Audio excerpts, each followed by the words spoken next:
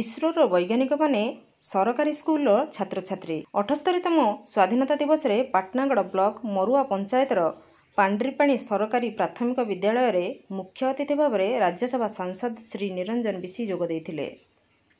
ସ୍ୱାଧୀନତା ଦିବସ ପାଳନ ଅବସରରେ ତ୍ରିରଙ୍ଗା ଝଣ୍ଡା, ଜାତୀୟ ସଙ୍ଗୀତ ଏବଂ ଶହୀଦମାନଙ୍କର ବଳିଦାନକୁ ସମ୍ମାନ ଜଣାଇବା ପାଇଁ ଏହି ମହତ୍ କାର୍ଯ୍ୟକ୍ରମରେ ଗ୍ରାମବାସୀ ଯୋଗ ଦେଇଥିଲେ। ମହୋତ୍ସବରେ ସାଂସଦ ଶ୍ରୀ ବିଶି ଉଦ୍ବୋଧନରେ ପ୍ରକାଶ କରିଥିଲେ ଯେ ଭାରତର ଚନ୍ଦ୍ରାୟଣ 3 ପ୍ରଥମେ ଚନ୍ଦ୍ରପୃଷ୍ଠର ଦକ୍ଷିଣ ମେରୁରେ ସଫଳତାର ସହିତ ଅବତରଣ କରିଥିଲା। ଏହି ଐତିହାସିକ ସଫଳତା ହାସଲ କରିବାରେ ଭାରତୀୟ ଅନ୍ତରୀକ୍ଷ ଅନୁସନ୍ଧାନ ସଂଗଠନ ଇସ୍ରୋର ବୈଜ୍ଞାନିକମାନଙ୍କୁ ବିଶ୍ୱବାସୀ ପ୍ରଶଂସା କରିଥିଲେ। ଇସ୍ରୋର ବୈଜ୍ଞାନିକମାନେ ହେଉଛନ୍ତି ସରକାରୀ ସ୍କୁଲରେ ଅଧ୍ୟୟନ କରିଥିବା ଛାତ୍ରଛାତ୍ରୀ। ଇଂରେଜମାନଙ୍କ ହାତରୁ ଭାରତ ଦେଶକୁ ସ୍ୱାଧୀନତା ଆଣିଥିବା ସମସ୍ତ ମହାନ ସ୍ୱାଧୀନତା ସଂଗ୍ରାମୀମାନେ ମଧ୍ୟ ସରକାରୀ ବିଦ୍ୟାଳୟର ଛାତ୍ରଛାତ୍ରୀ ଥିଲେ।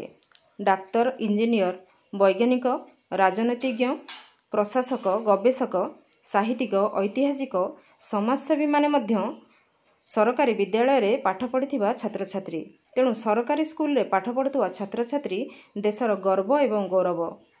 ଆଜିର ଶିଶୁ କାଲିର ନେତା। ଛାତ୍ରଛାତ୍ରୀ ହେଉଛନ୍ତି ଭାରତର ଉଜ୍ଜ୍ୱଳ ଭବିଷ୍ୟତ। ଦେଶର ଅଖଣ୍ଡତା, ଏକତା ଏବଂ ସାର୍ବଭୌମତ୍ୱ ରକ୍ଷା କରିବା ପ୍ରତ୍ୟେକ ନାଗରିକଙ୍କର ମୌଳିକ କର୍ତ୍ତବ୍ୟ ବୋଲି ସାଂସଦ ବିଶି ଉଦ୍ବୋଧନ ଦେଇଥିଲେ। ଗାଁର ବିକାଶ ହେଲେ ଦେଶର ବିକାଶ ହେବ। ଗରିବ, କୃଷକ, ଆଦିବାସୀ, ମହିଳାମାନଙ୍କର ବିକାଶ ହେଲେ ଭାରତର ବିକାଶ ସମ୍ଭବ।